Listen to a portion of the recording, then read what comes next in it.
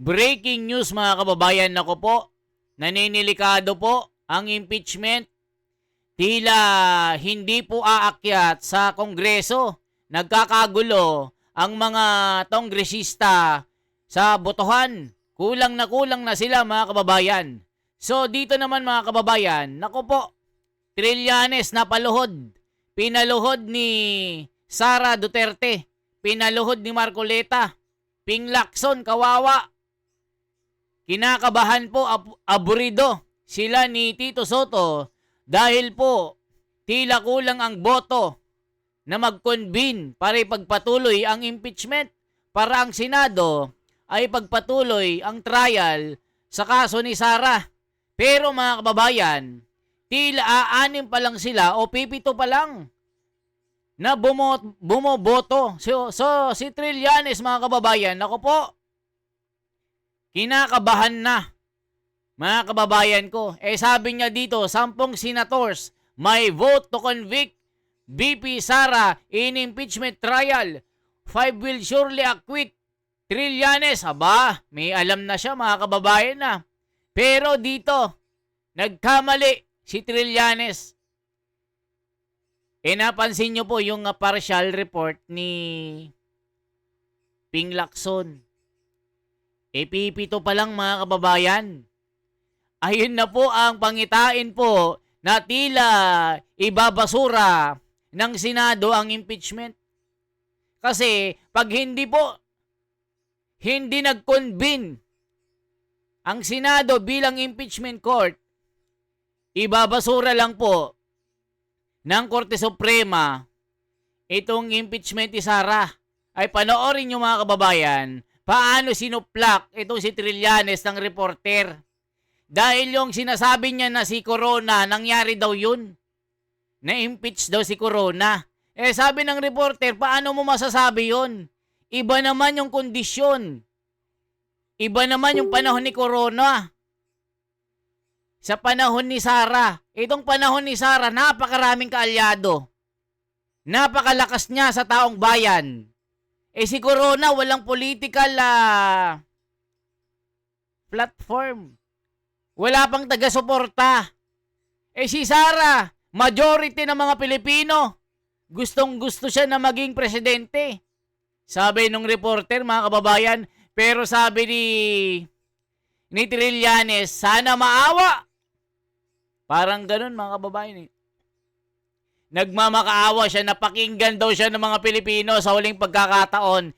Parang ganun mga kababayan.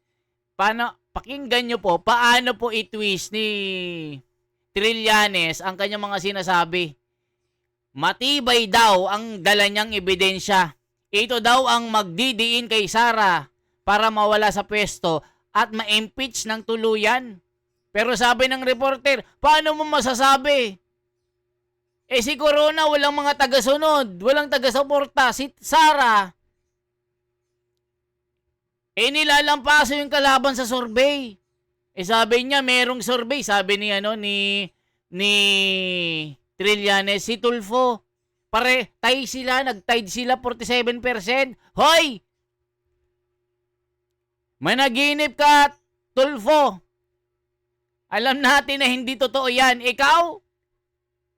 Iboboto ng taong bayan na maging presidente, tahimik ka nga sa blood control, pero pag away yung mag-asawa, chismis na magjowa, mga vlogger na may kabit, away na magkakapit bahay, inagawan ng asawa, ang galing mo. Pero dito sa national issue na Trillanes na pagnanakaw, wala kang ginawa. Sa tingin mo, iboboto ka ng taong bayan? Yun yung senaryo ng reporter Mga kababayan ko, iba si Sara ngayon. Iba si Corona. Buong bansa, Luzon, Visayas, Mindanao, supporter ni Sara. Si Corona, walang suporta. Walang kaalyado. Si Sara, buong mundo, buong bansa. Nako po, eto na. Umiyak si Trillanes dito, pakinggan po natin. Nahihibang na ang sundalong kanin, mga kababayan. Tila kinakabahan na.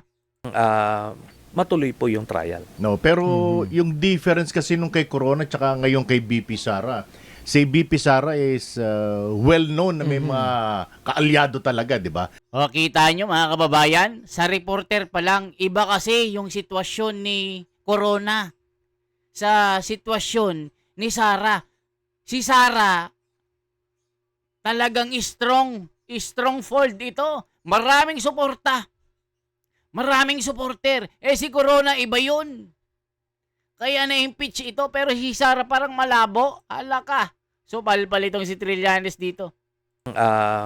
Matuloy po yung trial. No, pero yung difference kasi nung kay Corona tsaka ngayon kay BP Sara, si BP Sara is well known na may mga kaalyado talaga, di ba? Unlike nung panahon ni Corona, hindi naman siya ganun kalinsa. Tsaka kapapular. Oh, kapapular. Wala siyang political leverage na pwedeng sabihin dun sa mga ibang susuporta sa kanya na pwede kitang siraan. Pwede ba nating asahan yung gano'n? Ganun. O, kita nyo? Si Corona, walang political leverage. Walang koneksyon. Walang mga kaalyado. Talagang pinagkaisahan si Corona.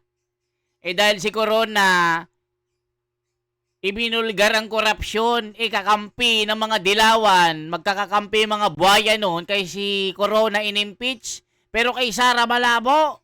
Tignan nyo, kapahiya ka tuloy. Tignan nyo paano masupalpal ng reporter ito. Matuloy po yung trial. No, pero yung difference kasi nung kay Corona tsaka ngayon kay BP Sara, si BP Sara is well known na may mga kaalyado talaga, di ba? Unlike nung panahon ni Corona, hindi naman siya ganun kalinsa. Tsaka kapapular. Kapapular. Wala siyang political leverage na pwedeng sabihin dun sa mga ibang susuporta sa kanya na pwede kitang siraan. Pwede ba nating asahan yung gano'n? Ganun po. Ang assumption still is pagka nilatag nyo yung mga senador, kung i-analyze nyo ngayon, asan sila? Meron tayo sasabihin mga principled votes. Ito yung magbabase nung boto nila sa ebidensya. Sabihin mo nang nasa 10 yan. Meron namang mga unprincipled votes na tipong kahit makita on record na bumaril itong akusado sa EDSA, maliwanag na, i-acquit pa rin. Yun yung unprincipled votes, 5 yon. Ang tanong, may binaril ba si Sara? Ang bobo mo naman, may binaril ba si Sara sa EDSA? Di ba mga kababayan, ito mga sinasabi ni Trillanes, napakalabong mangyari. Walang karisi-resibo, walang mga ebidensya, walang magpapatunay na si Sara ang may sala. Mga kababayan ko, si Trillanes, napakatibay yung mga ebidensya. May mga video, may mga picture na nagpapakita na nagtuturo sa kanya. Si Sara, walang nagtuturo. Si Trillanes lang, puro ngaw-ngaw, puro chismis lang po ito mga kababayan ko. Kaya sabi makukonvict daw si Sara, yung principal vote daw, yung makikita daw na may ebidensya. Saan yung ebidensya mo? Yung Lubao, SM Lubao nga, walang katotohanan wala namang SM doon. Puro puno ng mga nyog. Puro puno ng mga saging, puro mga kasikalan po ito, puro talahiban, yung sinasabi mong mall. Di ba mga kababayan? O ano pa? Wala nang silbi kasi hindi naaabot sa Senado itong impeachment. Hindi na magko-convene ang impeachment sa Senado dahil may mga mag-o-object kasi mga kababayan. Ilan ang babaliktad? Ilan lang yung mga bumoto sa partial report ni Ping Lacson. Sige. Rapi Tulfo, Risa Ontiveros, Kiko Pangilinan, Bam Aquino, Tito Soto, Ping Lacson, 7 lang sila. Ito po yung mga magko-convict kay Sara Pipito. Ilan ang senador? 24. 7 minus 24, 16 vote. Mga kababayan, 16 ang magko-convene. 'Di ba? Na para hindi ituloy ang impeachment. Impeachment, senator not to convene. hindi itutuloy ang impeachment kasi dadaanin ito sa botohan. Naku po, nanginginig si Trillanes, mga kababayan ko, kinakabahan na. Meron kang siyam na na sabihin nating transactional votes. Okay. Ito yung naaareglo, ika nga. Masakit man pakinggan, pero political reality dictates na ganun. Na sila, na pwede silang pumaling dito, depende sa ebidensya at dun sa areglo. All right. Without naming names, Senator. Apo. Do you have some may listahan ka ba sa isip mo kung sino-sino yung alam mong kahit pitong tumbling diyan sa Senado Hindi boboto. hindi boboto. Mag-a-acquit. Napabor. 5 po yan. Okay. So, 5 yung hindi. yung mag-a-acquit. Yung mag-a-acquit, 5. Yan, 5 yon. Sure. oo, Sure na yan. Kaya nga kahit na ng ebidensya lumabas dyan, mag-a-acquit sila. Okay. So, meron 10 na kumpiyansa ako na ito, titignan nito purely on evidence. Okay. Pag lumabas yung ebidensya and confident kami na lalabas yung ebidensya na makikita nila na talagang nag-commit ng krimen si Sara, itong 10 na to magko-convict. Oh. Mga kababayan, sinasabi niya, based on evidence daw. Sabi nga ni Kong Puno, ni Ronaldo Puno ng NUP chairman, tila may hirapan po ang congressman, ang mga kongreso na bumoto sa pro-impeachment. Dito pa lang, nahihirapan na sa kongreso, paano pa pagka dumaan sa Senado? Dadaan po sa butas ng karayom ang impeachment na ito at hindi na itutuloy. Ang possible lang yung binanggit ko, Tito Soto, Ping Lacson, Rapi Tulfo, Kiko Pangilinan, Risa Hontiveros, Bam Aquino, Rapi Tulfo, ilan yon? Mga kababayan ko, ulitin ko, Bam Aquino, Rapi Tulfo, Kiko Pangilinan, Risa Hontiveros, Tito Soto, Ping Lacson, Ilan yan? 1, 2, 3, 4, 5, 6. Sino pa? Yan lang. 6 lang yata, mga kababayan, yung pumirma nga sa impeachment or yung pumirma sa partial report ni Ping Lacson. Ibig sabihin, yan na yung mga boboto ng yes sa impeachment. Pero the rest, mga kababayan, tila 18 po yung boboto na yes, no to impeachment. Kaya dito, delikado ka, Trillanes, sinasabi ng taong bayan, itong kasinungalingan mo, walang naniniwala sa'yo, hala ka, yari nang nagluto ng pansit. Okay. Merong 9 na maraming political considerations. For example, may kaso. Oo. 'Di ba? Teka muna.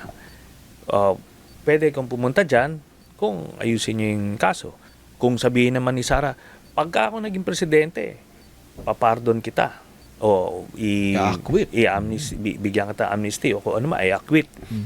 Pwede rin siyang ganon. So, Kita nyo, mga kababayan, yung mga sinasabi niya, assumption. Yung mga gagapangin daw ni Sara para hindi bumoto, pag ako naging presidente, i-acquit kita. Di wow, nasaan ang ebidensya mo? Puro ka chismis.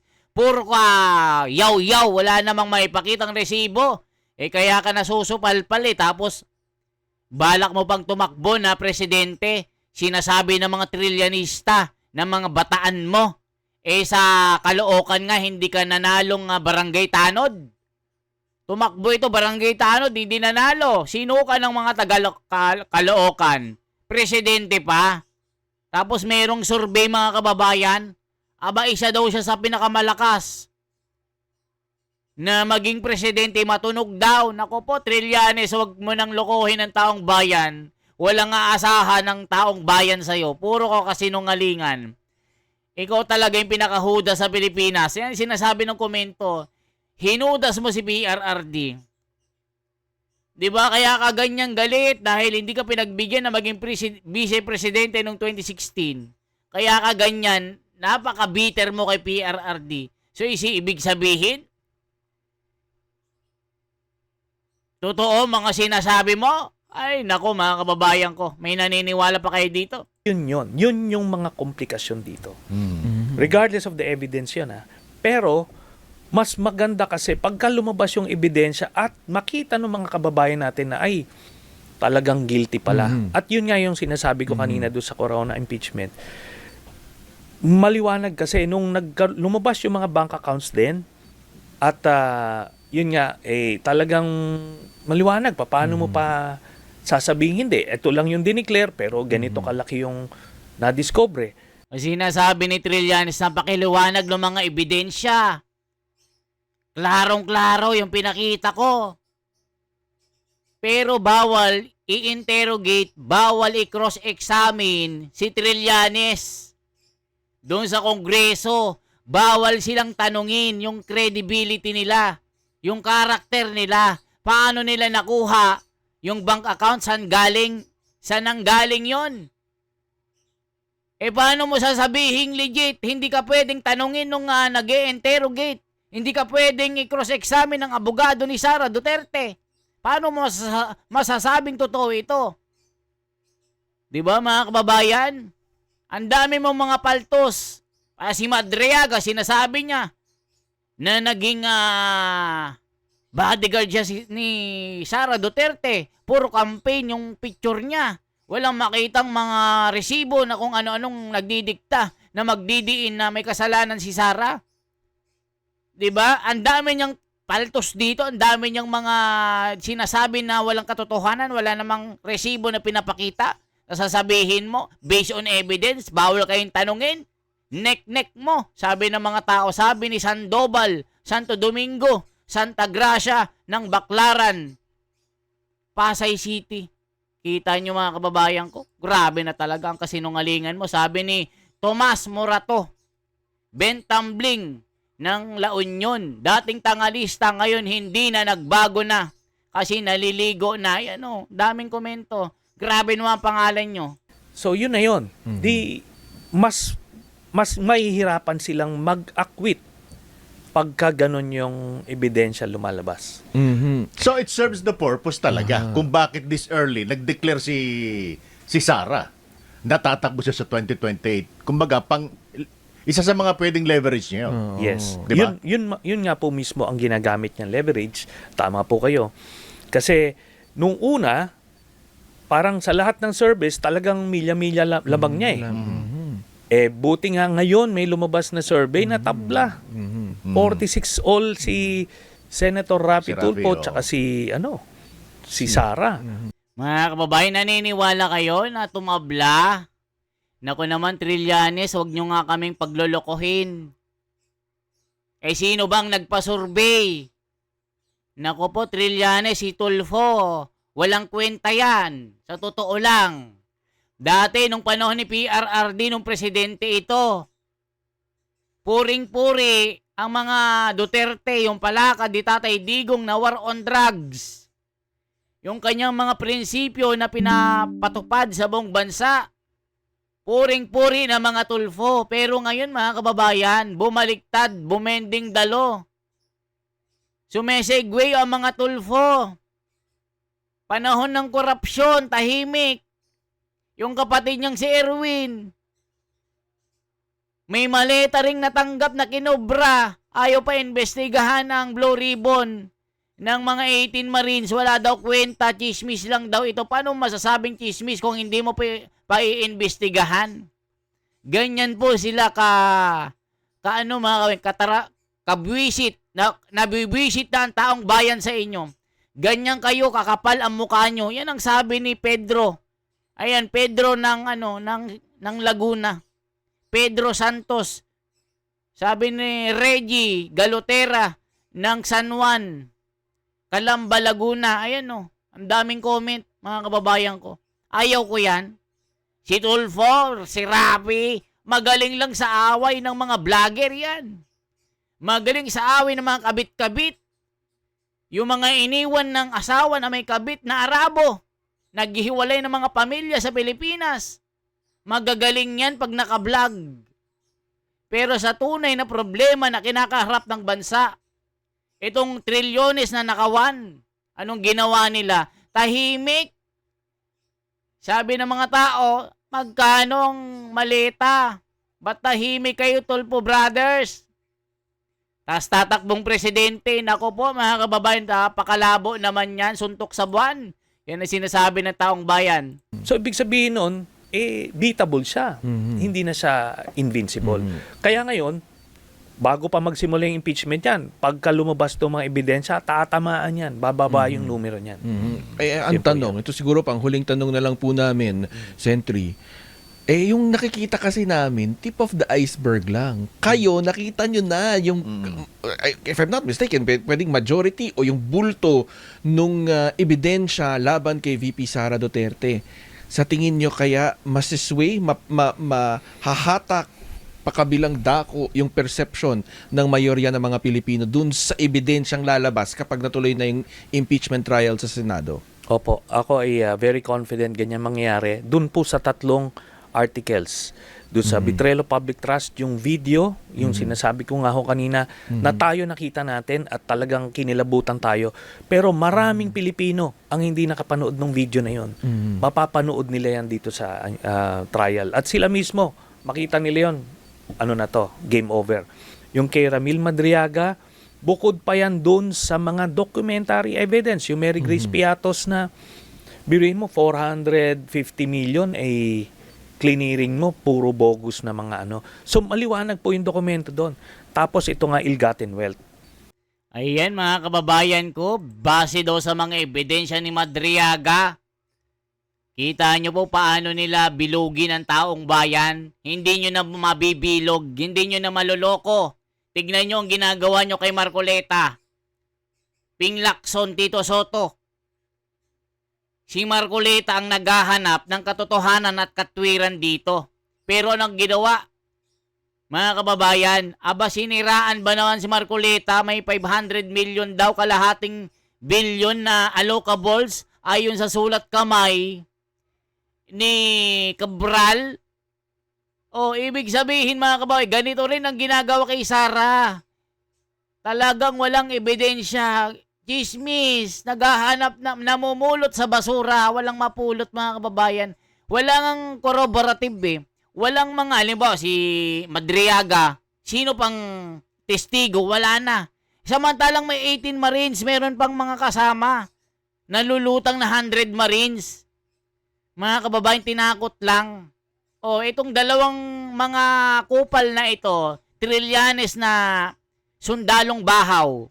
Itong si Madriaga na nakupal, yan ang sabi Kasi may pangako. Pag na-impeach si Sara, pag nanalo sila, ilalabas siya. Nasaan ang mga ebidensya nyo na nagpapatunay na si Sara ay may kasalanan? Wala. Kaya hindi nyo mabibilog ang taong bayan. Naku po. Na all this time, nagpostura sila na simple mga tao, kumakain sa karinderya, natutulog sa kulambo, tapos galit sa droga. Pero dito lalabas. Bilyon-bilyon ang pera ni Sara Duterte at ni Mans Carpio. Tapos, meron pa silang pera na tinanggap mula sa drug lord. Pag ganyan po ay lumabas, talagang marami hong magsasabing, karapat-dapat lang makonvict. So you're confident na doon sa mga accusations na ito, walang malalaglag? Wala pong malalaglag. Lahat ito solid sa nakita ko, sa na-assess ko, at base dun sa reaction, hindi lang ng mga congressman, kundi yung mga kababayan natin na first time lang nila nakita yon. Talagang sila, nakumbinsi sila. Alam niyo mga kababayan, yung pattern po ni Trillanes, ganitong ginawa nila kay Jojo Binay. Na nung panahon ni Jojo Binay, napakalakas nito, mga kababayan. Napakalakas maging presidente. Anong ginawa nila? Siniraan. Kasi nga maaga nag-declare ang aga ng mga survey, napakalakas. Pero nung ginawa ni Trillanes, kinasuhan ng graft and corruption. Naka mga kababayan, acquit. Kasi walang napatunayan na siya talaga ay corrupt. So, itong ginagawa nila kay Sara, gano'n na gano'n, yung methodology nila. Methodology. Yung method nila, yung process nila, paano pabagsakin si Sara at Marcoleta. Pero hindi kayo magtatagumpay kasi si Sara at Marcoleta ang kakampi taong bayan. Kayo, yung mga makakapangyarihan lang ngayon kasi, magkakasabwat kayo. Yan ang sabi ng taong bayan, mga kababayan ko. Siguro isa pang huling tanong. Sa tingin nyo dapat pinabayaan na lang nila na nag-umusad yung unang impeachment kaysa hinayaan ito? Kasi parang mas matindi to mas siksik at mas siniguro na talagang yung mga ebidensya at yung mga lalabas na ebidensya yun yung pwedeng mag-convict. In hindsight, yes, tapos kanila pa yung mayorya noon sa Senado, talagang they have all these things going for them. Kaso nga siguro yun ang tadhana, 'di ba? Talagang kung tinuloy noon, baka ma-acquit. Ngayon, talagang siguro nasa plano na talagang ma-convict siya. Ayan mga kababayan ko. Naku, ang labo, Trillanes. Sinasabi ko sa iyo. Malabo. Malabong ma-impeach si Sara. Nahulaan ko na ikaw ay magtatago sa Hawaii. Magtatago sa West Philippine Sea. Sa totoo lang, hahabulin ka ni Sara. Mga kababayan ko, yan lamang po ang ating bahagi. Magsabi kayo ng mga comment. Anong masasabi nyo dito kay Trillanes sa sundalong kanin? Na mukha pa lang, stress na. Talagang napaluhod kay Sara at Marcoleta ito. Kasi kabado na, aburido na. Isang like, isang share po at isang subscribe. Mabuhay po mga kababayan.